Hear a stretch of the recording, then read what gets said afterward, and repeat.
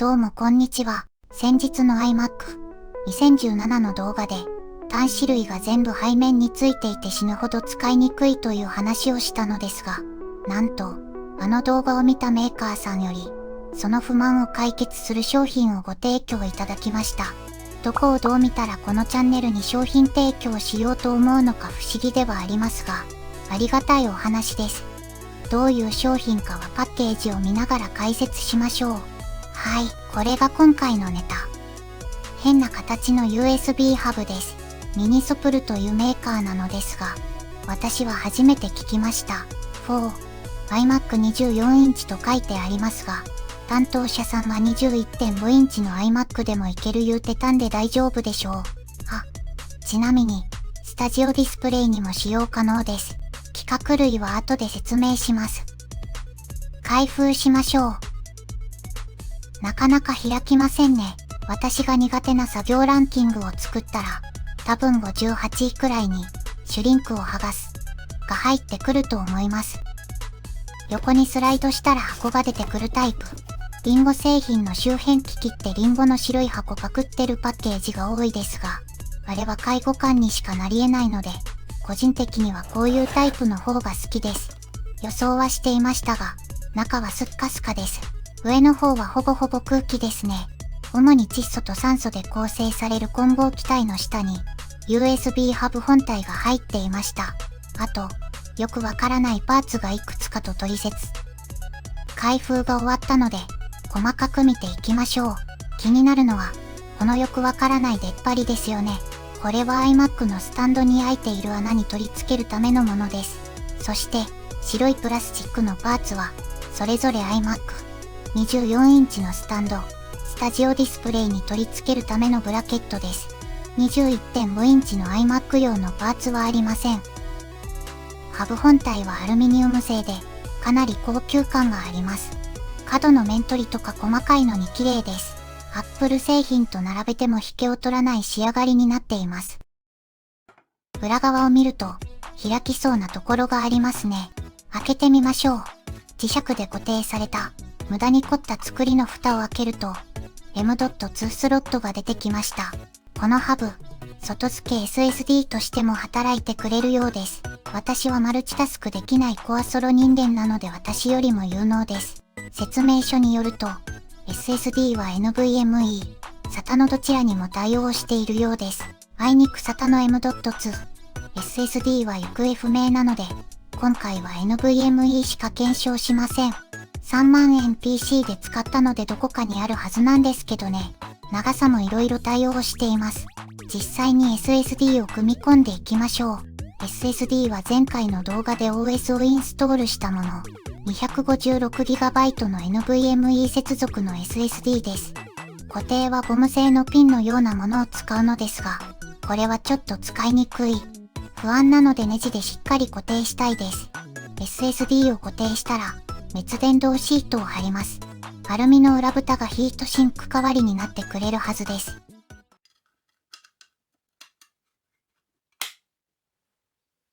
iMac への取り付けは引っ掛けて、タイプ C 端子を接続するだけ。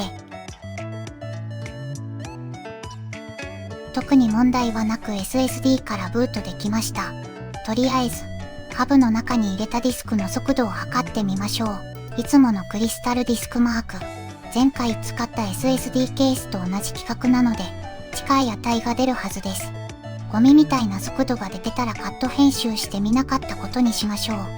はい、結果、前回のケースとほぼ同じなので、速度に問題はなさそうです。続いて、正面のインターフェースを見ていきましょう。左上にあるのは SD カードスロット。その下は TF カードスロット。日本ではマイクロ SD カードと呼ぶ方が馴染み深いですね。規格は UHS-1 で、最大 104MB/s。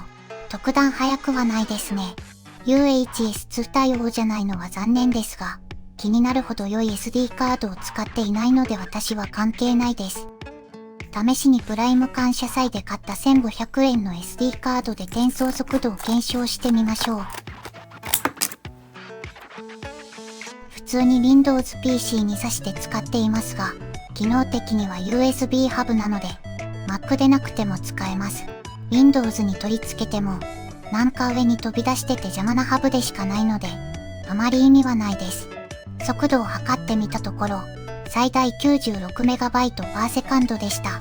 まあ測ったところで、ボトルネックがハブか SD カードかわからないので何の意味もありません。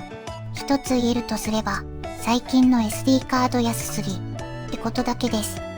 続いて、その下のランプ。通電ランプとアクセスランプかな。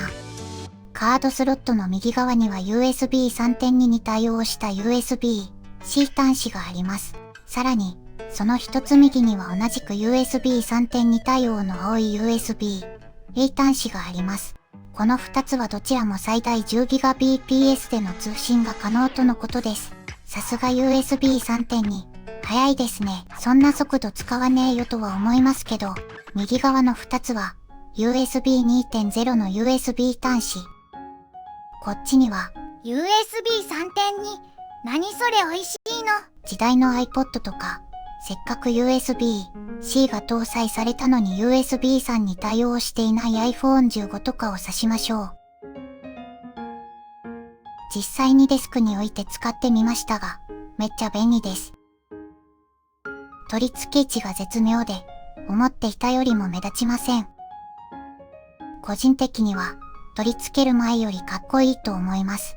このハブをつける前は、何かを接続しようとするたびに、背面を手で探って、でもうまくさせなくて、最終的に iMac の角度を変えながらなんとか刺すというクソダサいパソコンでしたからね。